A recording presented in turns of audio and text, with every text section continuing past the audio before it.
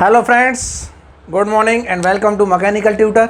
मैं दिलीप कुमार आज आपको पढ़ाऊंगा torsional shear stress in a shaft. जैसा कि आप सबको पता है, लास्ट क्लास में हमने टॉर्सनल शियर स्ट्रेस का कंसेप्ट देखा था, टॉर्सन इक्वेशन की थ्योरी देखी थी, वहाँ से दो चीज़ें सीखी थी। जैसा कि आपने देखा होगा लास्ट लेक्चर, जिसने देखा है उसे पता चल रहा होगा, जिसने नहीं देखा है वो पहले वो लेक्चर देख ले लास्ट वाला, ताकि आपको चीज़ें स्मूथली समझ आए। मैं तो ये बोलता हूँ कि आप स्टार्टिंग से देखना शुरू करो, लेक्चर 1 से, और ये हमारा लेक्चर नंबर आई थिंक 42 है, 42 या 41 होगा, कुछ इसी तरह का है। क्लियर है? तो ऑलमोस्ट 40 लेक्चर हमने कवर कर लिए हैं स्ट्रेंथ ऑफ मटेरियल में। बोला सर कितना और पढ़ाओगे? आराम से पढ़ेंगे, टेंशन लेने की ज़रूरत नहीं है। कोई भी कंसेप्ट मैं छोड़ना नहीं चाहता। अगर जो भी सब्जेक्ट पढ़ रहे हो उसे अच्छे से पढ़ो ताकि चीज़ें मज़े में आए। क्लियर है ना? मज़े से समझ में भी आए और मज़ा भी आए पढ़ने में, इंटरेस्ट भी बने, तभी इंटरेस्ट बनेगा जब चीज़ें समझ आएंगी। इतना क्लियर है? तो लास्ट क्लास में हमने देखा था टॉर्सनल शियर स्ट्रेस इन शाफ्ट में हमने टॉर्सन इक्वेशन को देखा था, उसका 2 रिजल्ट्स को हमने एनालिसिस किया था। आज नेक्स्ट एनालिसिस करेंगे और उनका सिग्निफिकेंस देखेंगे क्या है, किस तरह से क्वेश्चन पूछे जाते हैं, वो चीज़ें आज हम पढ़ने वाले हैं। क्लियर है ना? इससे पहले लेक्चर स्टार्ट करने से पहले हम बात कर लेते क्या कुछ अपने चैनल के प्रमोशन के बारे में। बहुत बढ़िया सर, क्यों कर रहे हैं ऐसा? ताकि सब लोगों के पास चीज़ें इजीली अवेलेबल हो जाएं। मैं जितने ज़्यादा लोगों से कांटेक्ट कर पाऊँ, मैं जितने ज़्यादा लोगों से इंटरेक्ट कर पाऊँ, तो हमको भी क्या है, मोटिवेशन मिलता है। मैं जितने ज़्यादा लोगों से जुड़ूंगा, मुझसे जितने ज़्यादा लोग क्वेरी करेंगे, जितने ज़्यादा लोग मुझसे क्वेश्चन पूछेंगे, डाउट पूछेंगे, मुझे भी अच्छा लगेगा कि हाँ चलो मुझसे लोग जुड़ रहे हैं। ठीक है? तो आप चीज़ों को ज़्यादा से ज़्यादा शेयर करो।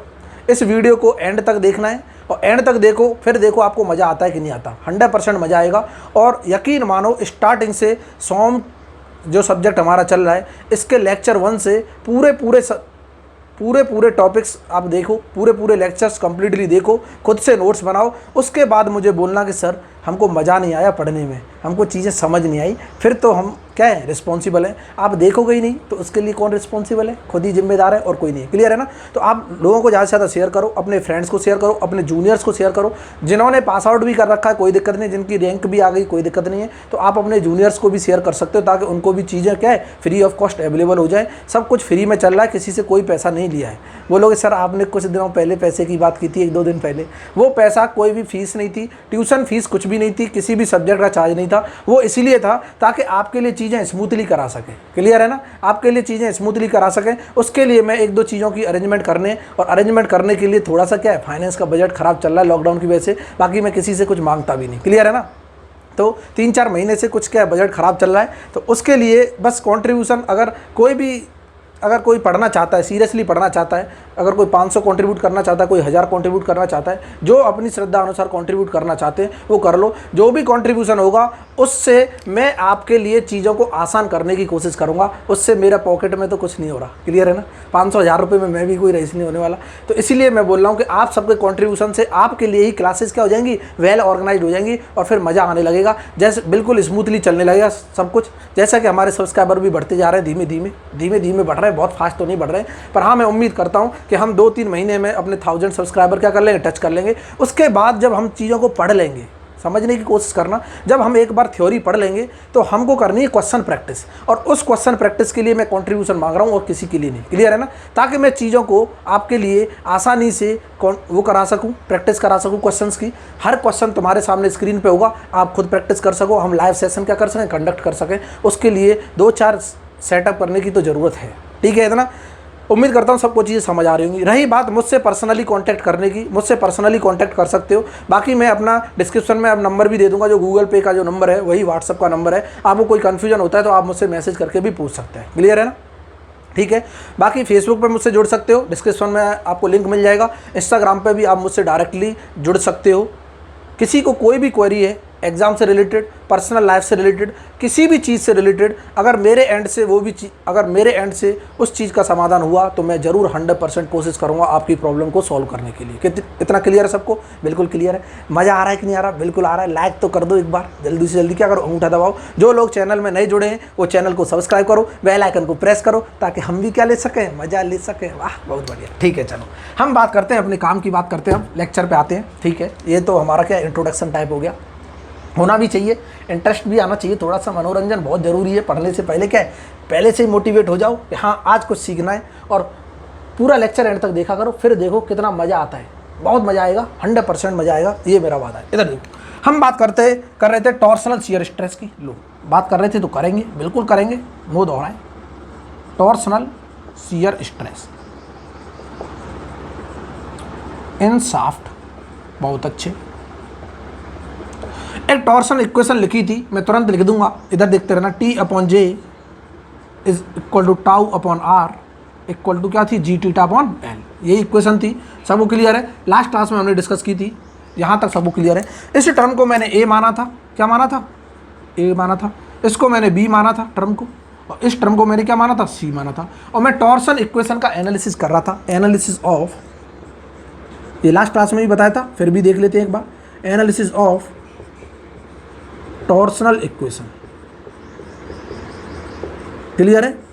तो हमने देखा था पहले ये दोनों रिजल्ट लिए थे, दोनों टर्म लिए थे, इनको इक्वेट करके देखा था। अब मैं इनको इक्वेट करके देखता हूँ, इक्वेट कर रहा हूँ क्या मैं, बी इक्वल टू सी, बहुत बढ़िया। और जैसे इक्वेट किया मैं लिख सकता हूँ tau upon R equal to क्या होगा, जी थीटा अपॉन एल होगा। क्या इतना क्लियर है, बिल्कुल क्लियर सर। क्या मैं यहाँ से ये लिख सकता हूँ टाउ इक्वल टू क्या होगा, G theta into R upon L, बहुत बढ़िया। क्या शियर स्ट्रेस यहाँ से निकल आएगी, किसी भी एट एनी रेडियस आर पे from the polar axis at any cross section हम शियर स्ट्रेस निकाल सकते हैं। कब, जब उस प्लेन ऑफ क्रॉस सेक्शन पे हमें एंगल ऑफ ट्विस्ट दिया हो थीटा। जी तो क्या है, उस शाफ्ट की प्रॉपर्टी, मटेरियल प्रॉपर्टी, इसे क्या बोल रहे थे हम, शियर मॉडुलस। एल क्या, लेंथ ऑफ द शाफ्ट। अगर मुझे एंगल ऑफ ट्विस्ट पता चल जाए किसी प्लेन ऑफ क्रॉस सेक्शन पे, तो उसी प्लेन ऑफ क्रॉस सेक्शन में मैं शियर स्ट्रेस बता सकता हूँ एट एनी रेडियस आर। अगर मुझे मैक्सिमम चाहिए, फॉर मैक्सिमम शियर स्ट्रेस, मैं लिख सकता हूँ तुरंत, फॉर मैक्सिमम शियर स्ट्रेस। इसका मतलब ये हुआ किसी भी प्लेन ऑफ क्रॉस सेक्शन पे थीटा तो सेम होता था। हमने 3 पॉइंट लिखाए थे, कंक्लूजन जो किया था लास्ट क्लास में, सबको याद होगा। उस प्लेन ऑफ क्रॉस सेक्शन पे थीटा सेम होगा, लेंथ वहां पे हमने डिफाइन कर रखी, जी सेम है। तो मैक्सिमम वैल्यू कब हो सकती है, जब आर क्या हो, मैक्सिमम हो। तो मैं तुरंत बोल दूंगा टाउ मैक्स जो होगा वो कब होगा, जब आर क्या हो, कैपिटल आर हो, means at the surface of क्या हो, शाफ्ट हो। वाह, बहुत अच्छे। जी थीटा और कैपिटल आर अपॉन एल, और यहाँ से मैं वैल्यू निकाल सकता हूँ मैक्सिमम शियर स्ट्रेस। इस इक्वेशन को क्या मान लूँ, फिफ्थ इक्वेशन मान लूँ। लास्ट क्लास में हमने फोर्थ तक पढ़ा था, जिसको मान लिया हमने फिफ्थ इक्वेशन, कोई दिक्कत नहीं, ठीक है। मैं लिख सकता हूँ from equation 5 we can find the maximum shear stress, maximum shear stress at a cross section when angle of twist at that cross section is given। जब एंगल ऑफ ट्विस्ट दिया हो तब हम maximum value of shear stress की भी calculate कर सकते हैं। किस इक्वेशन से, इस फिफ्थ इक्वेशन से। क्या इतना क्लियर है, बिल्कुल क्लियर है। यहाँ तक हमको ये पता चल गया, हमने एनालिसिस किया बी और सी का। अब मैं देखता हूँ, अगर मैं करता हूँ, अगर मैं फ्रॉम कहाँ से, इधर देखते रहना, मैं ए को सी के इक्वेट कर रहा हूँ, फ्रॉम ए इक्वल टू सी, इधर देखते रहना। ये टर्म को सी के इक्वेट किया तो क्या मैं लिख सकता हूँ, T upon J is equal to क्या है, जी थीटा अपॉन एल। मैं यहाँ से कुछ वैल्यू निकाल रहा हूँ, थीटा इक्वल टू क्या है, टी एल अपॉन जी जे। बहुत बढ़िया, देखते रहना, मज़ा आने वाला है। और जैसे ही मैंने ये लिखा तो क्या मैं बोल सकता हूँ कि ये जो थीटा है ये क्या है, एंगल ऑफ ट्विस्ट। इस इक्वेशन को मान लो 6, बहुत बढ़िया। क्या मैं बोल सकता हूँ from equation 6 we can find the angle of twist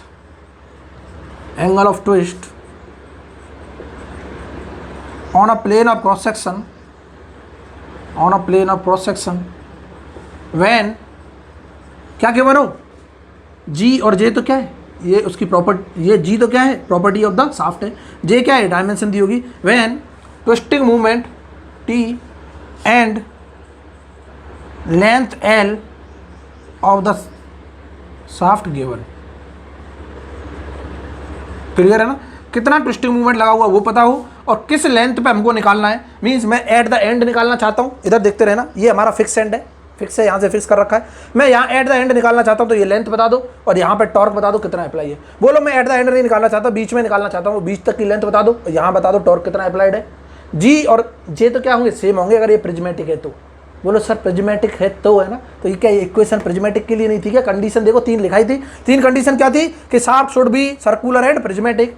दूसरी कंडीशन क्या थी सर, हमको क्या मालूम, बार बार आप पूछते रहते हो कि इस पे क्या प्योर टॉर्सन लगा होना चाहिए, और तीसरी कंडीशन क्या थी कि ये होमोजीनियस होना चाहिए, सेम मटेरियल होना चाहिए। ये हमने 3 कंडीशन लिखाई थी। हम यहाँ से थीटा निकाल सकते हैं। क्या इतना क्लियर सबको? बिल्कुल क्लियर है, मज़ा आ रहा है, बिल्कुल मज़ा आ रहा है। अब इधर देखना, ठीक है, यहाँ से हमको इतना क्लियर हो गया, हम थीटा निकाल सकते हैं। कब? एंगल ऑफ ट्विस्ट निकाल सकता हूँ जो TL/GJ दिया हो, और ये जो GJ है ये सब जानते हैं। एक बार फिर से मैं क्या करता हूँ, दोहरा देता हूँ कि G/J हम क्या बोलते हैं, ये होता है टॉर्सनल रिजिडिटी। बहुत बढ़िया, इसी को हम क्या बोलते हैं, टॉर्सनल रिजिडिटी। ये जो टर्म दे रखा है G/J, ये क्या कहलाता है, टॉर्सनल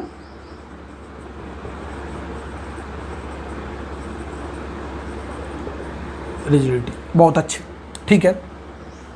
अगर मैं बात करता हूं फॉर गिवन वैल्यू ऑफ क्या, torque and length, for given value of T and L, क्या मैं बोल सकता हूँ theta is inversely proportional to क्या होगा, टॉर्सनल रिजिडिटी। बहुत बढ़िया। इसका मतलब ये हुआ कि टॉर्सनल रिजिडिटी का मतलब होता है कितना रिजिड है ड्यूरिंग द टॉर्क। क्लियर है ना, कितना ये टॉर्क बियर कर सकता है, इसको टॉर्क बियर करने की क्षमता क्या है शाफ्ट की। क्लियर है ना, ये हम देख रहे हैं। तो अगर मैं बोलूं, अगर मेरी टॉर्सनल रिजिडिटी इंक्रीज होती है, GJ को क्या करता हूं मैं, इंक्रीज करता हूं। If G/J torsional rigidity increases, क्या मैं बोल सकता हूँ थीटा जो एंगल ऑफ ट्विस्ट का होगा डिक्रीजेज हो जाएगा। क्लियर है ना, और एंगल ऑफ ट्विस्ट अगर डिक्रीज हो रहा है, इसका मतलब ट्विस्टिंग जो है इसकी कम हो रही है। अगर ट्विस्टिंग कम होगी तो फेलियर के चांसेस भी क्या होंगे, कम होंगे। क्या मैं बोल सकता हूँ थीटा अगर डिक्रीज हो रहा है तो फाई सीयर एंगल भी क्या होगा, डिक्रीज होगा। बोलो सर कैसे बोल दोगे? और मैं ये भी बोल सकता हूँ कि सीयर स्ट्रेस भी क्या होगा, डिक्रीज होगा। बोलो सर कहाँ से लिख दिया, हमको समझ नहीं आया। अभी देखना कहाँ से लिखा है, इधर देखना, अब मैं दिखाऊंगा कहाँ से लिख रहे हैं। क्लियर है ना, इसको मिटा दो, इसको मिटा रहे हैं। मैं बोलूँगा अगर थीटा अगर मैंने एंगल ऑफ ट्विस्ट डिक्रीज किया तो सीयर एंगल कैसे डिक्रीज हो गया, ये बता दो। या फिर हम इसे सीयर स्ट्रेन भी बोल सकते हैं, कोई दिक्कत नहीं है। और सीयर स्ट्रेस भी कैसे डिक्रीज हो गया, ये हमको सर हजम नहीं हो रही बात, आपने लिख कैसे दी बिल्कुल हजम होगी, अभी देखना कैसे हजम कराएंगे, इधर देखते रहना। क्या मैं बोल रहा हूँ, इधर देखना, इन B और C को मैं इक्वेट कराया, मैं लिख सकता हूँ τ/r इक्वल टू क्या था, G/θ/L था। मैं मैक्सिमम की बात करूंगा, इधर देखते रहना। क्या मैं लिख सकता हूँ τmax/r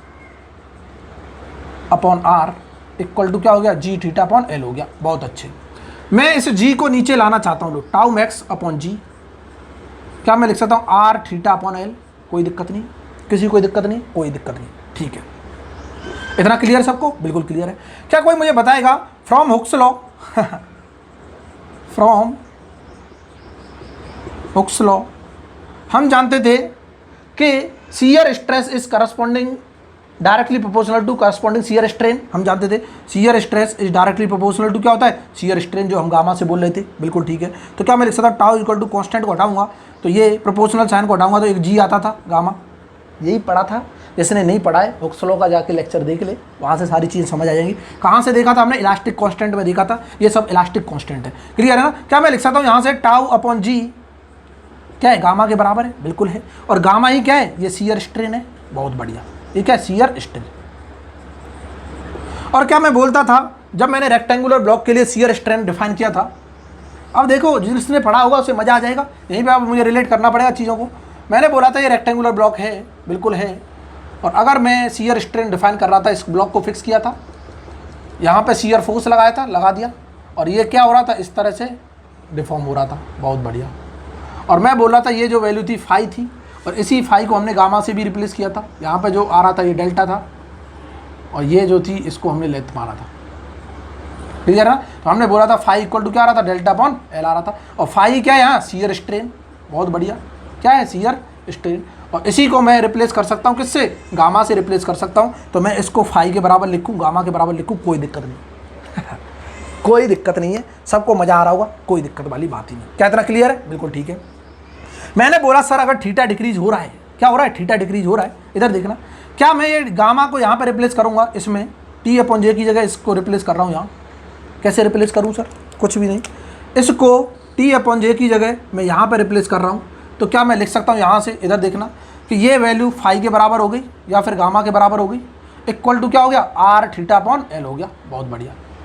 क्या मैं बोल सकता हूँ gamma is directly proportional to क्या आ रहा है, थीटा आ रहा है। यहाँ से देखो, gamma is directly proportional to theta, means ये क्या है, शियर स्ट्रेन बोलो, इज डायरेक्टली प्रोपोर्शनल टू क्या आ रहा है, ये आ रहा है एंगल ऑफ ट्विस्ट, देखते रहे ना, एंगल ऑफ ट्विस्ट। क्यों? क्योंकि हमने ये भी बोला है कि एल क्या है, सेम है ना, एल गिवन है, एल के लिए क्या है, सेम गिवन है। इधर देखना, अब अगर ये मैंने बोला कि थीटा अगर डिक्रीज कर रहा है एंगल ऑफ ट्विस्ट, तो फाई शियर स्ट्रेन भी डिक्रीज करेगा, क्योंकि ये फाई और गामा क्या है, सेम है। क्या इतना क्लियर है? बिल्कुल क्लियर है। अब ये शियर स्ट्रेस का सर झमेला कहाँ से आ गया, ये भी तो बता दो। क्या मैं लिख सकता हूँ, इधर देखते रहना, क्या लिख रहा हूँ कि अगर मैं ये देखना चाहता हूँ शियर स्ट्रेस को इसके साथ रिलेट करना चाहता हूँ, तब भी तो थीटा के साथ रिलेट हो रहा है कि नहीं हो रहा। और क्या हम ये भी लिख सकते हैं कि अगर यहाँ से देख लो चाहे कि अगर शियर स्ट्रेन घट रहा है तो शियर स्ट्रेस भी घटेगा। If shear strain is decreasing, तो शियर स्ट्रेस भी क्या होगा, डिक्रीज होगा।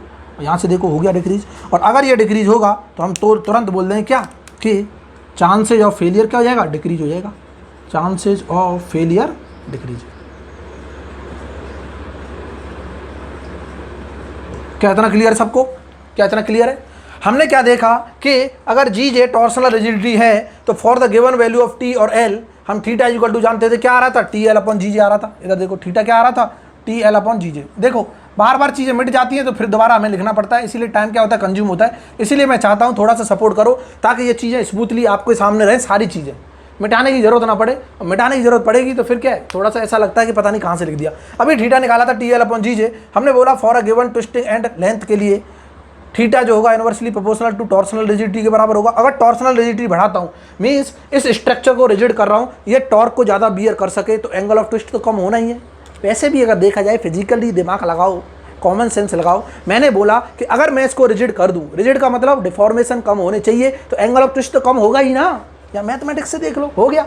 और अगर ये एंगल ऑफ ट्विस्ट कम हो रहा है तो फाई भी कम हो जाएगा। फाई क्या है, शियर एंगल। क्यों? Phi directly proportional to theta, हमने यहाँ से निकाल दिया है। गामा और फाई क्या है, सेम है, तो phi directly proportional to theta. Angle of twist decrease तो शियर एंगल भी डिक्रीज, या फिर शियर स्ट्रेन भी डिक्रीज। और shear strain decrease, shear strain directly proportional to क्या है, शियर स्ट्रेस, तो शियर स्ट्रेस भी डिक्रीज। और जहाँ स्ट्रेस डिक्रीज हो गई, फेलियर ऑफ चांसेस क्या हो जाएंगे, कम हो जाएंगे। फेलियर ऑफ चांसेस भी क्या हो गए, डिक्रीज।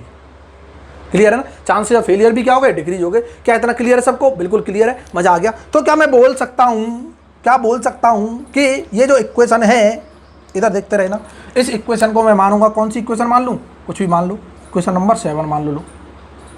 6 तक हमने देख लिया था, कोई दिक्कत नहीं। इक्वेशन 7, क्या मैं बोल सकता हूँ equation 7 is used to compare two shafts for किसके लिए, angle of twist if twisting movement and length are given. हाँ, बहुत बढ़िया। इधर देखना, हम तुरंत लिख देंगे, क्या लिख देंगे कि इक्वेशन 7, क्या इक्वेशन 7 इज यूज्ड, यहां पे लिख रहा हूं मैं,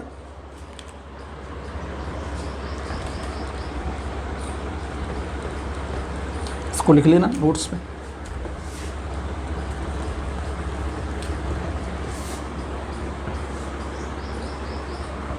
ये रही हमारी equation 7। Equation 7 is used to compare angle of twist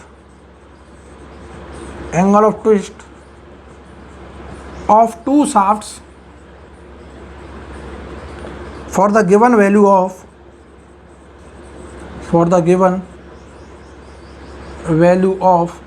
किसके लिए, T एंड L। T और L की अगर हमको वैल्यू गिवन है, टॉर्क एंड लेंथ दिया हुआ है, तो हम एंगल ऑफ ट्विस्ट क्या कर सकते हैं, दो शाफ्ट का कंपेयर कर सकते हैं इस इक्वेशन से। बिल्कुल ठीक है। मीन्स कहने का मतलब ये हुआ है कि हम टॉर्सनल रिजिडिटी भी क्या कर सकते हैं, कंपेयर कर सकते हैं, और इसी को बोलते हैं रिजिडिटी क्राइटेरिया। कल को अगर रिजिडिटी क्राइटेरिया से हमको क्या करना पड़े, सेव करना पड़े, तो ये वाला क्राइटेरिया लगा देंगे। बिल्कुल सही है, कोई दिक्कत नहीं। क्लियर है ना? इधर देखना, इधर देखते रहो, ठीक है। अब मैं बात कर रहा हूँ किसकी, कि सर हम एक वर्ड पढ़ते हैं क्या, टॉर्सनल स्टिफनेस, यहीं डिस्कस कर लेते हैं। टॉर्सनल स्टिफनेस, जब मैं थ्योरी ऑफ मशीन पढ़ाऊंगा वहाँ पे जब हम वाइब्रेशन करेंगे, टॉर्क की वजह से वाइब्रेशन आते हैं। बोलो सर क्या बोल रहे, कोई दिक्कत नहीं, जब थ्योरी ऑफ मशीन पढ़ेंगे तब मजा आएगा। तो वाइब्रेशन में वहाँ टॉर्सनल स्टिफनेस यूज आती है, स्प्रिंग स्टिफनेस यूज आती है, वो एक्सियल स्टिफनेस यूज आती है, वो सारी चीज़ें यूज आती हैं। तो इनको पहले डिस्कस तो कर लो, कहीं यहाँ कर ले लो। टॉर्सनल स्टिफनेस मैं बात करना चाहता हूँ, क्या होती है स्टिफनेस। कभी भी स्टिफनेस अगर हमको डिफाइन करनी है, पहली चीज़ तो मैं खाली स्टिफनेस डिफाइन कर रहा हूँ। इधर देखना, स्टिफनेस डिफाइन करेंगे। स्टिफनेस होता क्या है वो देखना। ये होता है कि किसी भी मेंबर पे, चाहे वो स्प्रिंग हो, मेंबर हो, शाफ्ट हो, बीम हो, क्या फोर्स है और पर यूनिट डिफ्लेक्शन। बहुत बढ़िया। और इसको हम बोल सकते हैं डिफॉर्मेशन। उसकी वजह से जो डिफ्लेक्शन डिफॉर्मेशन हो रहा होगा वो बता दो, वही हमारा स्टिफनेस कहलाता है। तो यहाँ से अगर मैं फॉर्मूला निकालूँ तो देखो, स्प्रिंग की बात करें, अगर स्प्रिंग स्टिफनेस की बात करें, स्प्रिंग में स्टिफनेस आती है, स्टिफनेस, इसका मतलब स्प्रिंग स्टिफनेस में स्प्रिंग फोर्स लगता है। बहुत बढ़िया। स्प्रिंग फोर्स बता दो क्या है, और स्प्रिंग का डिफ्लेक्शन क्या है। बहुत अच्छे। कितना एलोंगेट हो रही है, कितना कंप्रेस हो रही है, स्प्रिंग डिफ्लेक्शन। इसे बोल दिया हमने क्या, स्प्रिंग की स्टिफनेस। हम चाहते हैं टॉर्सनल स्टिफनेस निकालना। इधर देखना, टॉर्सनल स्टिफनेस, यहीं से देखना, बहुत मजा आ जाएगा। टॉर्सनल स्टिफनेस बहुत शानदार कंसेप्ट है। बेसिक से जाओगे तो सारी चीज़ें क्या हो जाएंगी, आसान हो जाएंगी, याद करने की जरूरत नहीं पड़ेगी। हम एक ही जगह सब चीज़ों क्या कर सकते हैं, रिलेट कर सकते हैं। इधर देखना, टॉर्सनल स्टिफनेस की बात कर रहा हूँ तो यहाँ पे कुछ ना कुछ लोड लग रहा होगा, और लोड कौन सा होगा, टॉर्क होगा। तो मैं तुरंत बोल दूंगा टॉर्क अप्लाइड। कितना टॉर्क लगा है, और इस टॉर्क की वजह से जो डिफॉर्मेशन हुए, क्या वो एंगल ऑफ ट्विस्ट है। बिल्कुल ठीक है। Torque per unit angle of twist is known as, angle of twist is known as क्या, टॉर्सनल स्टिफनेस। बहुत बढ़िया। क्या मैं टॉर्सनल स्टिफनेस को KT से डिफाइन कर दूं। स्टिफनेस K होती है और टॉर्सनल की बात कर रहे हैं KT। स्प्रिंग स्टिफनेस KS से डिफाइन कर देते हैं, कोई दिक्कत नहीं। क्लियर है ना। KT इक्वल टू में T टॉर्क हो गया, एंगल ऑफ ट्विस्ट क्या होता है, थीटा, और ये आ गया हमारा स्टिफनेस टॉर्सनल। टॉर्सनल स्टिफनेस की वैल्यू आ गई। क्या मैं लिख सकता हूँ KT इक्वल टू T, क्या थीटा अभी हमने निकाला, ये रहा TL/G, ये रहा TL/G इंटू J। बहुत बढ़िया। T से T को तबाह करो, इस GJ को ऊपर ले जाओ, G into J divided by L, और ये आ गई हमारी क्या, टॉर्सनल स्टिफनेस। बहुत बढ़िया। और मैं इस इक्वेशन को नाम दे दूं 8। अब मैं बोल सकता हूं equation 8 is used to determine, इधर देखते रहना। अभी यहाँ पे हमने बोला था कि एंगल ऑफ ट्विस्ट को कंपेयर करने के लिए दो शाफ्ट को एंगल ऑफ ट्विस्ट कंपेयर करना है, जब T और L की वैल्यू दी हो तो इस इक्वेशन से कर सकते हैं। और अगर मैं यहाँ पे ये बोलना चाहता हूँ कि एंगल ऑफ ट्विस्ट किसका निकालना है, दो शाफ्ट्स का कंपेयर करना है, तो यहाँ पे सिर्फ हमको क्या है, T ओनली क्या हो, गिवन हो, T गिवन हो, उसके बेसिस पे लेंथ भी अलग अलग है, तो यहाँ से हम स्टिफनेस की हेल्प से हम क्या कर सकते हैं, कंपेयर कर सकते हैं। तो टॉर्सनल स्टिफनेस इस यहाँ पे लिख सकते हैं। मिटा दूँ इसको, बिल्कुल मिटा दूँ सर। ये जो टॉर्सनल स्टिफनेस है क्या कंपेयर करने काम आएगी, एंगल ऑफ ट्विस्ट कंपेयर करने काम आएगी। ये जो इक्वेशन है मैं लिख सकता हूँ, टॉर्सनल स्टिफनेस ये है यहाँ, torsional stiffness is used to compare angle of twist of two shafts if T is given, if T is given, twisting moment is given, तब हम इस टॉर्सनल स्टिफनेस को यूज करके एंगल ऑफ ट्विस्ट बता सकते हैं, किस शाफ्ट का कितना होगा, किस शाफ्ट का कितना होगा। क्लियर है ना, इतना क्लियर सबको, बिल्कुल क्लियर है, कोई दिक्कत नहीं है। तो ये हमने देख लिया एनालिसिस किसकी, टॉर्सन इक्वेशन की एनालिसिस देख ली। यहाँ तक हमने सारे टर्म्स को रिलेट कर लिया, सारे टर्मिनोलॉजी समझ लिए, और मैं उम्मीद करता हूँ सबको चीज़ें क्या आई होंगी, बिल्कुल बढ़िया से समझ आई होंगी। अब मैं एक क्वेश्चन डिस्कस करूँगा। क्या क्वेश्चन है कि सर मुझे तो ये बता दो कि अगर मैं पावर ट्रांसमिट करना चाहता हूँ, क्या करना चाहता हूँ, पावर ट्रांसमिट करना चाहता हूँ, तो कौन सा शाफ्ट प्रेफर करूँ। सर ये क्या बोल रहे हो कि मैं होलो शाफ्ट लूँ या फिर सॉलिड सर्कुलर शाफ्ट लूँ या फिर होलो सर्कुलर शाफ्ट लूँ, कौन सा शाफ्ट हमारे लिए प्रेफरेंस में रहेगा, किस शाफ्ट को हम सेलेक्ट करें ताकि हमको पावर ट्रांसमिट ज़्यादा हो जाए। बोलो सर पहले बताओ तो सही क्या कंडीशन है। बिल्कुल सही है, मैं क्वेश्चन की फॉर्म में एक कंडीशन लिख रहा हूँ और मैं देखूंगा कि कौन सा शाफ्ट पावर ट्रांसमिट ज़्यादा करेगा। इधर देखते रहना, क्लियर है ना। तो ये रहा हमारा स्क्रीन पे इस तरह का कुछ क्वेश्चन है।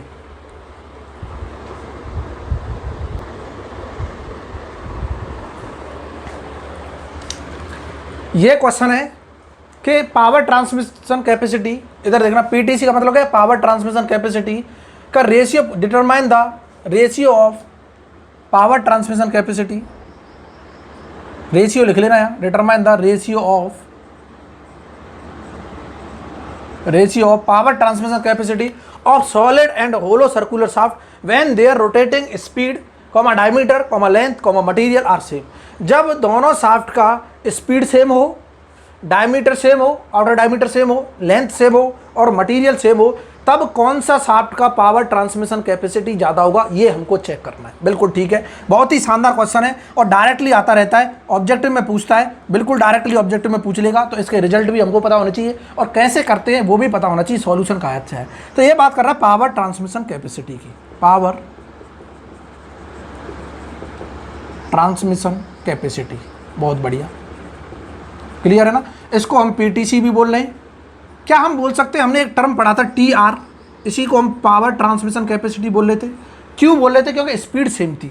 बाकी हम यहाँ से देख सकते हैं कि पावर जो होता है वो होता है पावर इज इक्वल टू क्या, टॉर्क इनटू ओमेगा। और ये कैपेसिटी की बात कर रहा है तो रजिस्टिव टॉर्क होना चाहिए यहाँ, कि कितना टॉर्क ये क्या कर सकता है, यहाँ पे रजिस्ट कर सकता है, वो टॉर्क बता दो, इनटू ओमेगा बता दो। और यहाँ पे बोल रहा है ओमेगा क्या है, सेम है for both the shaft. Omega क्या है, same for both the shaft, clear है ना। और मैं सॉलिड शाफ्ट का नोटेशन अगर एस से लेता हूं तो होलो शाफ्ट का नोटेशन एच से ले लूं। किसी को तकलीफ है क्या? सर क्या तकलीफ होगी, हमको तो कभी कोई तकलीफ नहीं हुई, आप तो ले लो बस, मैं एच से ले लूं। बहुत बढ़िया, कि सॉलिड शाफ्ट की जब हम बात करेंगे तो हम एस से नोटेशन लेंगे और होलो शाफ्ट की बात करेंगे तो एच से लेंगे। बहुत बढ़िया, तो मैं तुरंत यहाँ से बोल दूंगा कि ओमेगा एस और ओमेगा एच इक्वल टू क्या है, ओमेगा के बराबर है, सेम है। बहुत बढ़िया, क्यों? क्योंकि सॉलिड और होलो का रोटेटिंग स्पीड क्या है, सेम है, ओमेगा सेम है। तो मैं तुरंत बोल दूंगा पावर ट्रांसमिशन कैपेसिटी जो डायरेक्टली प्रोपोर्शनल टू क्या होगी, टी आर होगी, पहली चीज़। बहुत बढ़िया, तो मैं पावर ट्रांसमिशन कैपेसिटी को टी आर लिख दूँ, कुछ भी लिख दो, कोई दिक्कत नहीं। और हम जानते हैं टी आर, हमने लास्ट क्लास में देखा था, टी आर क्या था कि परमिसिबल शियर स्ट्रेस बता दो, इनटू क्या बता दो, पोलर सेक्शन मॉडुलस बता दो। बहुत बढ़िया, तो क्या मैं बोल सकता हूँ, यहाँ से ऐसे देख लो, power transmission capacity is directly proportional to क्या है, टी आर। तो मैं ये भी बोल सकता हूँ power transmission capacity is equal to directly proportional to क्या होगी, tau permissible into Z of P, polar section modulus के बराबर होगी। बिल्कुल होगी। इसका मतलब ये हुआ, अगर मैं सॉलिड की निकालना चाहता हूँ तो ये सॉलिड का बता दो। लो, for solid power transmission capacity किसके लिए, सॉलिड के लिए, एस के लिए, वो क्या होगी, directly proportional to tau permissible into Z और पी बता दो किसका, सॉलिड का। बहुत बढ़िया। और अगर मैं पावर ट्रांसमिशन कैपेसिटी किसकी निकालना चाहता हूँ, होलो की, तो डायरेक्टली प्रोपोर्शनल टू होगी टाउ परमिसिबल और जेड पी किसका बता दो, होलो का। बहुत अच्छे, क्या इतना क्लियर है? बिल्कुल क्लियर है। अब इधर देखते रहना, क्या मैं बोल सकता हूँ मटीरियल अगर सेम है तो टाउ परमिसिबल दोनों के लिए सेम होगा। मैं इनको क्या कर रहा हूँ, डिवाइड कर रहा हूँ, कर दूँ डिवाइड कर दो। लो, इफ मटीरियल सेम तो मैं लिख सकता हूँ टाउ परमिसिबल ऑफ सॉलिड का जो होगा वही क्या होगा, टाउ परमिसिबल ऑफ होलो। बहुत बढ़िया, इससे से चीर दूँ, यहाँ से जो कांस्टेंट आएगा दोनों के साथ एक जैसा कांस्टेंट आएगा, वो भी कट जाएगा, कोई दिक्कत नहीं। क्या मैं इसको इक्वल टू साइन में कन्वर्ट कर दूँ, लोग कर दिया, यहीं पे डायरेक्ट कर रहे हैं, इसको भी इक्वल टू साइन में कन्वर्ट कर दिया। और जैसे यहाँ कांस्टेंट आया, के आ गया कुछ कांस्टेंट, ये इससे चीर दिया, कोई दिक्कत नहीं। क्लियर है ना। तो मैं लिख सकता हूँ कि power transmission capacity of solid shaft divided by power transmission capacity of hollow shaft, क्योंकि रेशियो पूछा है ना सॉलिड एंड होलो का, तो हम निकाल दे रहे हैं रेशियो। और क्या होगा, पोलर सेक्शन मॉडुलस बता दो सॉलिड का और पोलर सेक्शन मॉडुलस बता दो कितना, होलो का। बहुत अच्छे, क्या इतना क्लियर है? बिल्कुल क्लियर है। इसको मिटा रहा हूँ और यहाँ पे हम पोलर सेक्शन मॉडुलस सब जानते हैं वैसे तो, फिर भी हम क्या है एक बार लिख लेते हैं क्या क्या होता है। इधर देखो, सबको पता है वैसे, लास्ट क्लास में डिस्कस किया था। Polar section modulus of solid shaft, अगर मैं जेड पी ऑफ सॉलिड की बात करता हूँ, डायरेक्टली लिख दूँ रिजल्ट, सॉलिड क्या होता है सर, पाई बाई 16 क्या होता है, डी क्यू होता है। बहुत बढ़िया। कब, जब उसने ये भी बोला है कि अगर ये सॉलिड शाफ्ट है तो दोनों का डायमीटर क्या होगा, सेम होगा। बहुत बढ़िया। अगर ये सॉलिड शाफ्ट है तो इसका डायमीटर जो होगा, यही डायमीटर क्या होगा, होलो का होगा। मीन्स एक्सटर्नल डायमीटर जो होगा होलो का वो भी सेम होगा, इंटरनल डायमीटर कुछ ना कुछ अलग होगा। इसका मतलब ये था, देखो डायमीटर क्या दे रखा है, सेम दे रखा है। इसका मतलब ये जो वैल्यू है हर जगह क्या है, कैपिटल डी है। बहुत बढ़िया है कि नहीं। और ये जो वैल्यू होगी ये क्या दे रखी है, डी दे रखी है, स्मॉल डी, सब जानते हैं। और ये हमारा सॉलिड है तो ये क्या है, होलो। ये क्या सॉलिड है। क्या इतना क्लियर है? बिल्कुल क्लियर है। और इसको मैं इस तरह से बना दूंगा तो सबको समझ आ जाएगा। बहुत अच्छे, क्या इतना क्लियर है? हमने ये लिख दिया जेड पी ऑफ सॉलिड, और जेड पी ऑफ क्या लिख दूं मैं, होलो लिख दूं। और होलो क्या होता है कि सर पाई बाई 16 डी का क्यू, और 1 माइनस के की पावर 4। क्यों? क्योंकि इन दोनों के डायमीटर सेम है तो डी डी क्या रहेगा? सेम रहेगा, कोई दिक्कत नहीं है। या फिर हम ऐसे भी लिख सकते थे, डी की पावर 4 निकालते, फिर डी से डी कटता, ये सब पता है, डी क्यू 1 माइनस के की पावर 4 हो जाएगा, कोई दिक्कत वाली बात ही नहीं है। क्या इतना क्लियर है? और इन दोनों वैल्यूज़ को यहाँ पे रखूंगा तो क्या मिलेगा, इधर देखना, power transmission capacity of solid divided by power transmission capacity of hollow equal to क्या आ रही है, जेड पी ऑफ सॉलिड क्या है, π/16 डी क्यू अपॉन π/16 क्या, डी क्यू 1 माइनस के की पावर 4। क्या तबाह कर दूँ? सर बिल्कुल कर दो, हमें तो गुंजाइश ही नहीं कर सकती लो तबाह करो, π/16 से ये गुजर गया, डी क्यू से ये गुजर गया, बचा क्या, 1 माइनस के की पावर 4 रेसिप्रोकल में, तो हम तुरंत लिख देंगे 1 अपॉन 1 माइनस के की पावर 4 आ गया। अगर मैं सॉलिड का पावर ट्रांसमिशन कैपेसिटी का रेशियो विद रिस्पेक्ट टू होलो निकालना चाहता हूं तो ये आ रहा है। अब हमको पता कैसे चलेगा किसकी पावर ट्रांसमिशन कैपेसिटी ज़्यादा है? अगर ये रेशियो 1 से बड़ा आ गया तो सॉलिड की ज़्यादा होगी, बिल्कुल होगी। अगर ये रेशियो 1 से कम आ गया तो होलो की ज़्यादा होगी, तभी तो रेशियो कम आया 1 से। बहुत अच्छे। अब रेशियो कैसे 1 से कम और ज़्यादा देखेंगे, इधर देखते रहना। बहुत अच्छे, क्या क्लियर है? इसको मिटा रहे हैं, इसको साथ ही साथ लिख लेना। क्या मैं बोल सकता हूं कि k की वैल्यू अंधा भी जानता है, k होता क्या है, k इक्वल टू, ये k क्या है, small diameter upon capital diameter है, जो हमेशा लेस देन 1 होता है, कोई दिक्कत नहीं। मैं लेस देन 1 कोई भी वैल्यू लेके देख सकता हूं ना, रेशियो तो निकाल के। मैं बोल रहा हूं इफ क्या, इफ k इक्वल टू क्या है, 1/2 है, हाफ है, कोई बात नहीं। k इक्वल टू हाफ के लिए ज़्यादातर पूछता है रिजल्ट, इसलिए मैंने ले लिया है। और k इक्वल टू हाफ रख रहा हूँ तो मैं power transmission capacity of solid shaft divided by power transmission capacity of hollow shaft निकालना चाहता हूँ, तो क्या होगी, 1 अपॉन 1 माइनस k कितना है, 1 अपॉन 2 की पावर 4। बहुत बढ़िया। और 2 की पावर 4 क्या होता है, हमको क्या मालूम सर, 16 होता है। बहुत बढ़िया। और ये 16 नीचे आएगा तो ये ऊपर पहुंच जाएगा 16, 16 में से 1 गए तो 15, ये आ गया रेशियो। क्या मैं बोल सकता हूँ ये रेशियो 1 से तो बड़ा है, अंधा भी बता देगा। बहुत बढ़िया। ये रेशियो क्या 1 से बड़ा है, तो हम तुरंत बोल देंगे power transmission capacity of solid shaft is greater than क्या है, power transmission capacity of hollow shaft for यहाँ हम तुरंत लिख सकते हैं फॉर सेम रेडियल स्पेस, क्योंकि डायमीटर क्या था, सेम था ना, फॉर सेम रेडियल स्पेस। बहुत अच्छे। अगर सेम रेडियल स्पेस, ये क्वेश्चन पूछे जाते हैं डायरेक्टली ऑब्जेक्टिव में, यही क्वेश्चन बनेगा, for same radial space power transmission capacity of solid shaft is greater than hollow shaft होगी, या फिर होलो शाफ्ट की सॉलिड शाफ्ट से ज़्यादा होगी। रेशियो पूछ लेगा, रेशियो क्या आ रहा है, 16/15 आ रहा है, किसके लिए, k की वैल्यू 1/2 के लिए। अगर कल को बोलता k की वैल्यू नहीं देता तो क्या रेशियो आता, 1 अपॉन 1 माइनस k की पावर 4 आता। k की कोई सी वैल्यू रखो, वहाँ से हम रेशियो निकाल सकते हैं। 4 ऑप्शन दे रखे हुए, उसमें से क्या करेंगे, मजे से टिक करेंगे। क्या समझ आया कि नहीं आया? तो मैं एक चीज़ तो क्लियर हो गई, for same radial space solid shaft are preferable than hollow circular shaft. क्या इतना क्लियर है? For power transmission capacity. क्या इतना क्लियर है सबको? बिल्कुल क्लियर है। अब मैं चेक करना चाहता हूं कि मैं अब सेम रेडियल स्पेस ना लेके मैं बात करूंगा किसकी, सेम वेट की। सेम वेट की बात करूंगा कि रेडियल स्पेस सेम नहीं है, दोनों शाफ्ट का वेट सेम है, तब पावर ट्रांसमिशन कैपेसिटी क्या होगी। क्या इतना क्लियर है? इतना क्लियर है। इसको मिटा दें, दूसरा क्वेश्चन लिख दें, यहीं की यहीं लिख दो सर। तो हम बात कर रहे हैं रेशियो, बताओ क्या बताओ, रेशियो। इसको मिटा रहा हूँ, इधर देखते रहना, बहुत मजा आने वाला है, बहुत ही शानदार कंसेप्ट है, इधर देखते रहो। सर हमको तो ये नहीं चाहिए, तो क्या चाहिए हमको? चाहिए सर मैं अब रेडियल स्पेस को चेंज करना चाहता हूँ, मुझे रेडियल स्पेस नहीं दे रहा, वो बोल रहा है सेम वेट दिया है। और सेम वेट का मतलब अभी देखते हैं क्या होता है, सेम वेट का मतलब क्या होता है अभी देखते हैं। फिर बोल रहा है determine the ratio of, question है next question 2, determine the ratio of power transmission capacity PTC of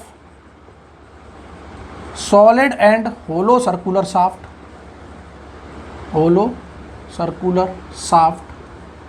rotating at same speed। सबसे पहली चीज तो क्या दे रखी है, rotating at same speed and क्या दे रखा है, इधर देख लो, एंड दे रखा है weight length and materials are same, and weight comma length and materials are same for both the shaft, बहुत अच्छे। इधर देखते रहना कि उसने बोला है कि पावर ट्रांसमिशन कैपेसिटी, अब बताओ कब, जब डायमीटर सेम नहीं देके उसने वेट क्या दिया, सेम दिया। डायमीटर अब हो सकता है क्या हो, डिफरेंट हो, हमको नहीं पता क्या हो क्या रहा है। ठीक है, सबसे पहले सॉल्यूशन करते समय मैं डायरेक्टली लिख दूंगा, क्योंकि स्पीड सेम है तो पावर ट्रांसमिशन कैपेसिटी जो होगी वो क्या होगी, directly proportional to T R होगी। और हम तुरंत लिख सकते हैं ये इक्वल टू क्या हो जाएगा, ये हो जाएगा सर टाउ परमिसिबल और इनटू जेड ऑफ पी बता दो। और टाउ परमिसिबल सेम होगा क्योंकि मटेरियल क्या है, सेम है, तो मैं तुरंत लिख दूंगा power transmission capacity of solid shaft, direct लिख रहा हूँ, divide by power transmission capacity of hollow shaft क्या होगी, जेड पी ऑफ सॉलिड बता दो और डिवाइड बाई क्या बता दो, जेड पी ऑफ होलो। बहुत अच्छे। लेकिन प्रॉब्लम ये है कि यहाँ पर अब इनके डायमीटर्स क्या है, डिफरेंट हैं, क्योंकि वेट सेम है तो डायमीटर सेम बोला नहीं तो डायमीटर डिफरेंट हो सकते हैं। अब हम डायमीटर बनाएंगे। लो हमने बोल दिया कि मान लो ये तो था हमारा क्या, सॉलिड शाफ्ट, ये क्या है, सॉलिड शाफ्ट, सॉलिड शाफ्ट, और जिसका डायमीटर मैंने मान लिया क्या, कुछ भी मान लो, डायमीटर ऑफ सॉलिड लिख दूँ यहाँ, कोई दिक्कत नहीं, डायमीटर ऑफ सॉलिड, बहुत बढ़िया। लेकिन होलो का हमको नहीं पता, डिफरेंट डायमीटर भी हो सकता है, बिल्कुल हो सकता है, वेट सेम है तो डायमीटर क्या होगा, बड़ा होगा 100%, क्योंकि ये इसमें तो पूरा मटेरियल भरा हुआ है, इसमें मटेरियल है भी नहीं, तो डायमीटर क्या करना पड़ेगा, एक्सटेंड करना पड़ेगा, बिल्कुल सही। और हम तुरंत बोल देंगे कि ये जो एक्सटर्नल डायमीटर होगा होलो का वो क्या होगा, डिफरेंट होगा। पहले तो उसने सेम दिया था इसीलिए कोई तकलीफ नहीं हुई, तो यहाँ पर मैं बोल दूंगा ये जो डायमीटर है, ये डायमीटर क्या दे रखा है, डी होलो दे रखा है, diameter of hollow, external diameter. और ये जो डायमीटर दे रखा है ये तो स्मॉल डायमीटर चुन्नू सा डी हमेशा देता है, छोटा डायमीटर डी ले लिया। क्या इतना क्लियर है, बिल्कुल क्लियर, क्या समझ आ रहा है। लो कन्फ्यूजन ना हो तो इसे ब्लैक से बना लेना, कहीं बोलो कि सर एक जैसा दिख रहा है, तो लो इसको ब्लैक से ड्रॉ कर लो, डायमीटर ऑफ होलो, इसको भी ब्लैक से ड्रॉ कर लो, ये क्या आ गया, डायमीटर डी दे दिया यहाँ पर। क्या इतना क्लियर है, बिल्कुल क्लियर है। इधर देखते रहना। अब उसने बोला डायमीटर अलग अलग है तो मैं यहाँ पे लिख सकता हूँ, क्या लिख सकता हूँ, इधर देखते रहना कि power transmission capacity of solid divided by power transmission capacity of hollow equal to, इसका मैं लिखना चाहता हूँ तो मैं तुरंत लिख दूंगा Z P pi by 16 D S का क्यूब हो जाएगा, कोई दिक्कत वाली बात नहीं, ठीक है, डी एस का क्या हो गया, क्यूब हो गया, डिवाइड बाई क्या मैं लिख सकता हूँ पाई बाई 16, होलो की बात करूँगा तो यहाँ पे बड़ा डायमीटर क्या है, होलो का डी एच है, इसका क्यू, और क्या मैं 1 माइनस के की पावर 4 लिख सकता हूँ, सिंस क्या के इक्वल टू क्या है, डी अपॉन डी एच के बराबर है, ये सब जान रहे हैं। क्या इतना क्लियर है, सिंस के इक्वल टू क्या है, डी अपॉन डी एच के बराबर है, इतना सबको क्लियर है, कोई दिक्कत वाली बात ही नहीं है। क्या मजा आ रहा है, बिल्कुल आ रहा है। लेकिन क्या मैं इसको काट सकता हूँ, बिल्कुल नहीं काट सकता, इससे इसे तो काट सकता हूँ, चीर सकता हूँ, बट क्या डी एस से डी एच को चीर दूँ, बिल्कुल नहीं चीर देंगे। और जब तक ये कैंसिल आउट नहीं होगा हमें पता क्या चल रहा है, रेशियो क्या है, ये डायमीटर भी तो पता होने चाहिए, इसीलिए उसने बोला वेट क्या है, सेम है। इधर देखना, आप कंसेप्ट देखना, वेट क्या दे रखा है, सेम, वेट क्या है, सेम, किसका, सॉलिड और होलो का। ये कौन सा शाफ्ट है, होलो शाफ्ट, होलो शाफ्ट, बहुत अच्छे। वेट सेम है तो मैं बोल सकता हूँ weight of solid equal to क्या होगा, वेट ऑफ होलो, बहुत बढ़िया। और वेट अंधा भी बता दे क्या होता है, एम इंटू जी के बराबर होता है, ये सॉलिड का equal to M into G of hollow का, बहुत अच्छे। और मास अंधा भी बता देगा कि इसकी कुछ ना कुछ डेंसिटी होगी सॉलिड की, बहुत बढ़िया, डेंसिटी ऑफ सॉलिड, इसकी भी डेंसिटी होगी कुछ होलो की, बहुत अच्छे। और डेंसिटी मटेरियल की प्रॉपर्टी होती है और उसने मटेरियल सेम दे रखा है, तो मैं एक चीज़ तो बोल सकता हूँ कि density of solid equal to क्या होगी, density of hollow, because material क्या है, सेम है। वाह मजा आ रहा है, मटेरियल इज सेम, बहुत अच्छे। और मटेरियल सेम है तो मैं मास को लिख सकता हूँ density of solid into volume of solid, ठीक है, वॉल्यूम ऑफ सॉलिड, बहुत बढ़िया, इनटू जी, और ये क्या चल रहा है, सॉलिड का चल रहा है, बहुत अच्छे, इक्वल टू क्या मैं density into volume into G of किसका, होलो का चल रहा है। मटेरियल सेम है तो डेंसिटी से डेंसिटी को तो तबाह कर दो, कोई दिक्कत नहीं, डेंसिटी से डेंसिटी तबाह हो गई सिंस सेम मटेरियल। वॉल्यूम, ये वॉल्यूम चल रहा है और जी से जी को तबाह कर दो, ग्रेविटेशनल कांस्टेंट है, ये किसी के लिए क्या होगा, सेम होगा। अगर अर्थ की बात कर रहे तो मून पे जाके देखोगे, एक अर्थ पे देख रहा है, एक मून पे, तो क्या हो जाएगा, चेंज हो जाएगा।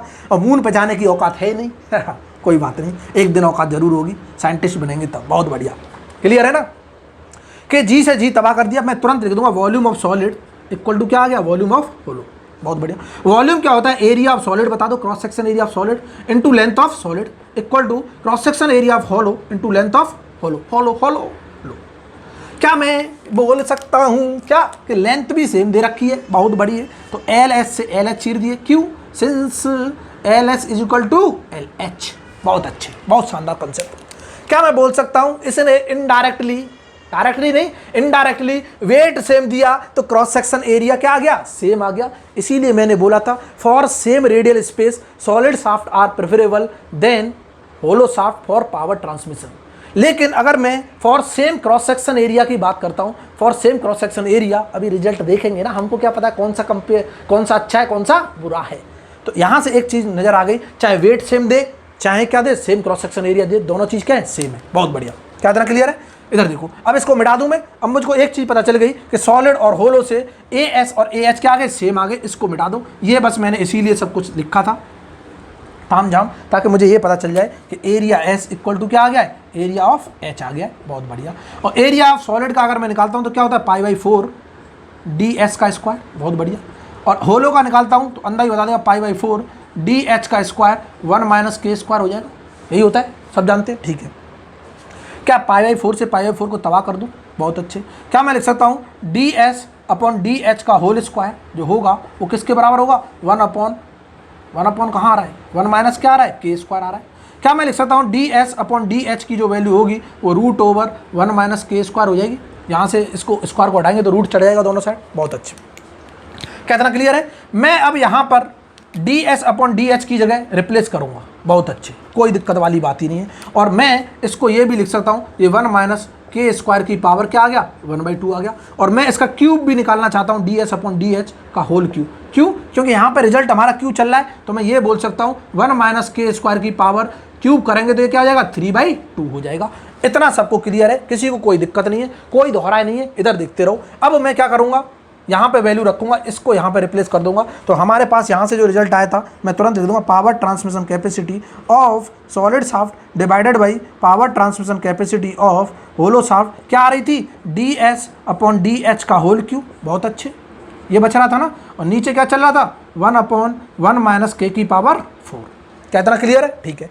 मैं ds/dh होल क्यूब की वैल्यू यहाँ पे रिप्लेस कर दूँ k के टर्म्स में।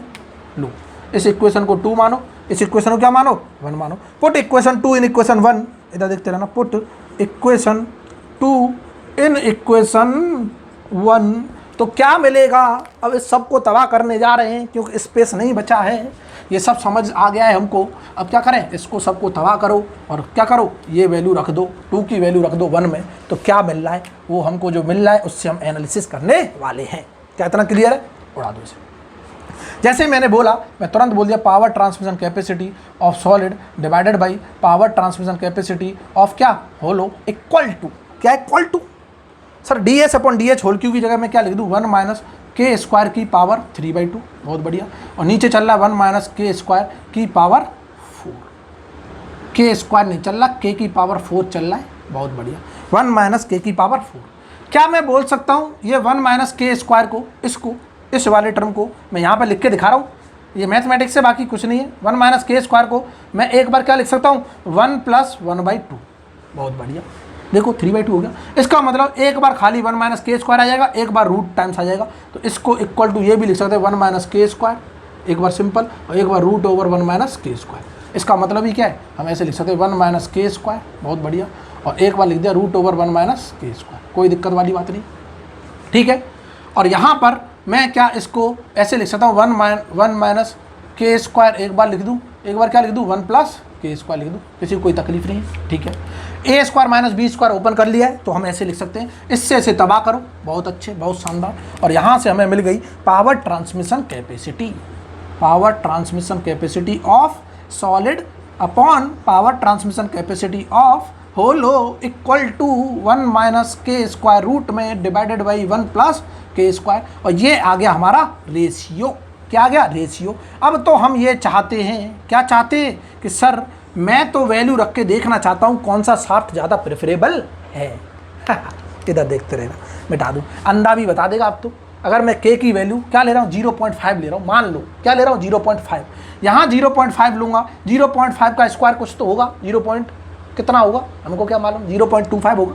क्लियर है, समझ आ रहा नहीं यार, 0.5 का स्क्वायर 0.25, 1 में से 0.25 गया 0.75, इसका रूट किया कुछ ना कुछ पॉइंट में वैल्यू आएगी। बहुत अच्छे। डिवाइडेड बाई क्या, मैं 1 प्लस ये 1 से ज़्यादा होगी, 0.75 डिवाइड बाई 1 तो लेस देन 1 आने वाला, 100% आने वाला, कोई दोहरा ही नहीं है। क्या इतना क्लियर है सबको, सबको क्लियर है कि नहीं है? तो हम यहाँ पे अगर मैं इफ़ के इक्वल टू क्या लेता हूँ, हाफ लेता हूँ, ले लो इफ़ के इक्वल टू 1/2, इसको मिटा रहे हैं नीचे वाले को, लो इफ़ मैं बात कर रहा हूँ के इक्वल टू क्या 1/2, तो जो रिजल्ट आएगा वो हमेशा क्या आएगा, less than power transmission capacity of solid divided by power transmission capacity of hollow equal to 1 minus क्या मैं यहाँ पे लिख सकता हूँ 1/4 रूट ओवर, और यहाँ पे लिख सकता हूँ 1 + 1/4, कोई दिक्कत नहीं। यहाँ से घटाया तो ऊपर आ गया क्या √3/4, और नीचे क्या आ गया 5/4। बहुत अच्छे। तो इसको अगर हम सॉल्व करेंगे, एक बार सॉल्व करके देख लेना, लेस देन 1 आ रहा होगा, 100% आ रहा होगा। मुझे बस ये सिग्निफिकेंस दिखाना था कि अगर मैं सेम, इधर देख लो, यहाँ लिख देते हैं फॉर सेम वेट, किसके लिए, सेम वेट और सेम क्रॉस सेक्शन एरिया, क्या मैं बोल सकता हूँ कि power transmission capacity of hollow shaft होगी ज़्यादा, power transmission capacity of hollow shaft is greater than power transmission capacity of क्या, सॉलिड शाफ्ट। क्या इतना क्लियर है? बिल्कुल क्लियर है। कल को ये भी पूछ सकता है एरिया का रेशियो बताओ एरिया का रेशियो अंदाज़ बता देगा। क्या ये एरिया का रेशियो था? बिल्कुल था कि नहीं था? हम बता देंगे क्या है एरिया का रेशियो क्या आ गया हमारा, एरिया का रेशियो निकालेंगे तो एरिया क्या आ रहा था, कोई दिक्कत नहीं है। कल को अगर हमसे पूछता है कि इनके मूवमेंट ऑफ इनर्शिया का रेशियो बताओ, तो हम यहाँ से क्या कर सकते हैं, बिल्कुल डिवाइड करके हम इस तरह से निकाल सकते हैं। क्या इतना क्लियर है सबको? बिल्कुल क्लियर है। तो हमने आज जो देखा, उम्मीद करता हूँ सबको चीज़ें समझ आई होंगी। आई हैं कि नहीं आई हैं? नहीं आई हैं तब भी बोल दिया करो, आ गई हैं तब भी बोल दिया करो। बोलना तो क्या है, बहुत ज़रूरी है। जब तक बोलोगे नहीं तब तक दिमाग काम ही नहीं करेगा। बोला सर ये क्या है, कोई बात नहीं, इधर देखते रहो। पहली चीज़ आज हमने देख लिया, क्या देखा कि टॉर्सन इक्वेशन के सारे एनालिसिस करके देख लिए।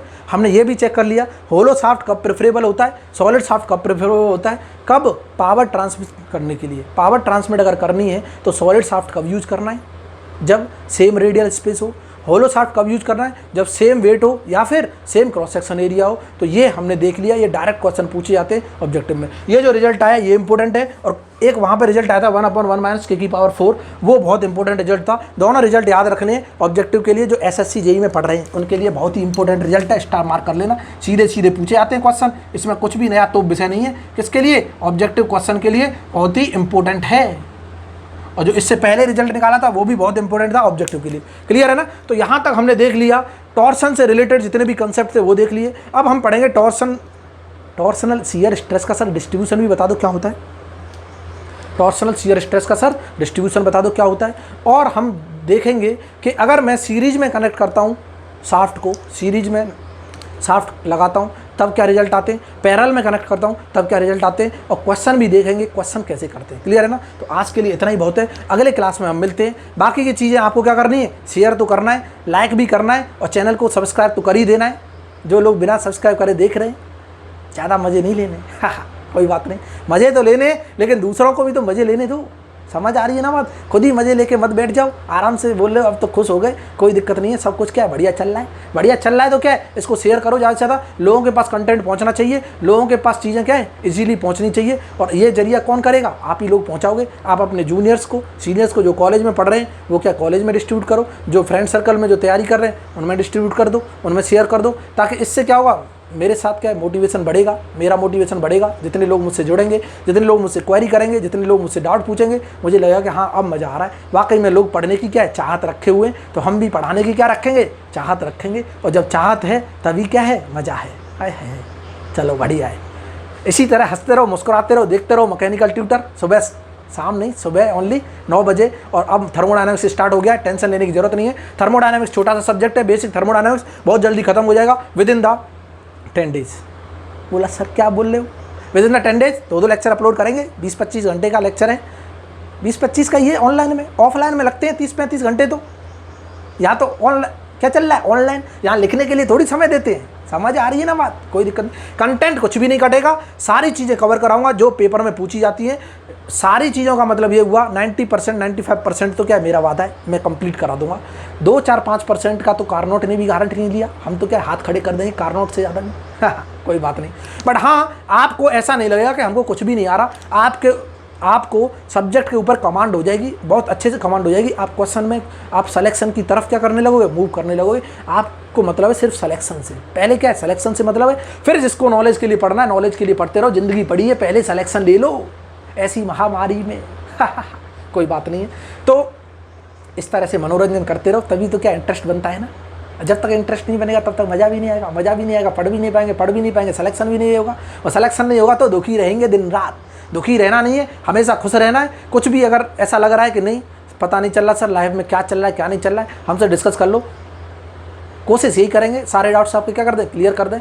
कोई भी प्रॉब्लम आ रही हो लाइफ से लेके, कुछ भी डिस्कशन करना हो तो हमसे क्या कर सकते हो, कांटेक्ट कर सकते हो, बेहिचक कांटेक्ट कर सकते हो, मैसेज कर सकते हो। अगर फ्री रहे तो कॉल भी कर सकते हो, नहीं मैसेज पे क्या कर सकते हो, एक बार डिस्कस कर सकते हो, बिल्कुल कोई डाउट नहीं है। जिसको पर्सनल कॉन्टैक्ट नंबर चाहिए वो मिल जाएगा, डिस्क्रिप्शन में हमने दे रखा है। जो गूगल पे का जो नंबर है वही किसका है, व्हाट्सअप का है। गूगल पे जो कॉन्ट्रीब्यूट करना चाहता है वो कर सकता है। बहुत से लोग तो सोच रहे होंगे हम तो करेंगे ही नहीं कंट्रीब्यूट, चाहे कुछ भी हो जाए, कोई बात नहीं, आप फ्री में पढ़ लो, लेकिन पढ़ो जरूर, क्लियर है ना। बाकी मैं बस स्मूथली के लिए बोल रहा हूँ कि स्मूथ अगर चीज़ें चलती रहें तो उसके लिए क्या है, थोड़ा सा कंट्रीब्यूशन चलता है, बनता है। अभी लॉकडाउन की वजह से प्रॉब्लम आ गई है, नहीं तो क्या है किसी से कुछ भी कोई दिक्कत नहीं थी करने की। थोड़ा सा जो खर्चा होता वो अपन ही क्या कर लेते, बियर कर लेते। अभी तो क्या है अपने पास ही क्या है, इतना फाइनेंस भी नहीं है तो बहुत सारी चीज़ें मैनेज कर सकें, क्लियर है ना। फ्रैंकली स्पीकिंग इसमें कुछ भी कोई भी डाउट ही नहीं है।